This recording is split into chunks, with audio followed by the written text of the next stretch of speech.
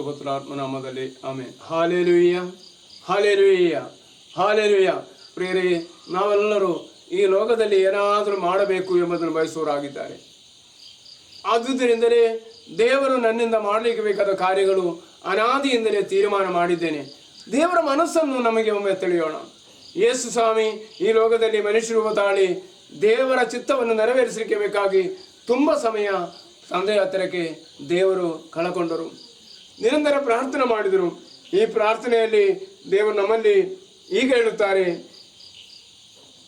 ಮತ್ತಾಯ ಸುವಾರ್ತೆ 6ನೇ ಅಧ್ಯಾಯ 19ನೇ ವಾಕ್ಯ, ಈಗ ಲೋಕದಲ್ಲಿ ಆಸ್ತಿ ಪಾಸ್ತಿಯನ್ನು ಸೇಕರಿಸಿಡಬೇಡಿ, ಇಲ್ಲಿ ತುಕ್ಕು ಹಿಡಿದಿದ್ದೇವೆ, ನುಸಿ ಹಿಡಿದಿತ್ತು, ಕಳ್ಳರು ಕನ್ನೆ ಕೊರದು ಕದ್ದಾರು.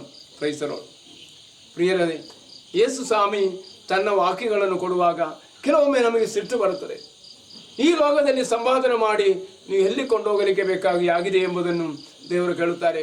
ಅದರಿಂದಲೇ ಇಲ್ಲಿ ಸಂಪಾದನೆ ಮಾಡಿ ನೀವು ಅದು ನುಸಿ ಹಿಡಿದು ಹೋಗುವಂಥ ರೀತಿಯಲ್ಲಿ ನಿಮ್ಮ ಜೀವನವನ್ನು ವ್ಯಯ ಮಾಡಬಾರದು ಎಂಬುದನ್ನಾಗಿದೆ ದೇವರು ನಮ್ಮಲ್ಲಿ ಹೇಳುವುದು.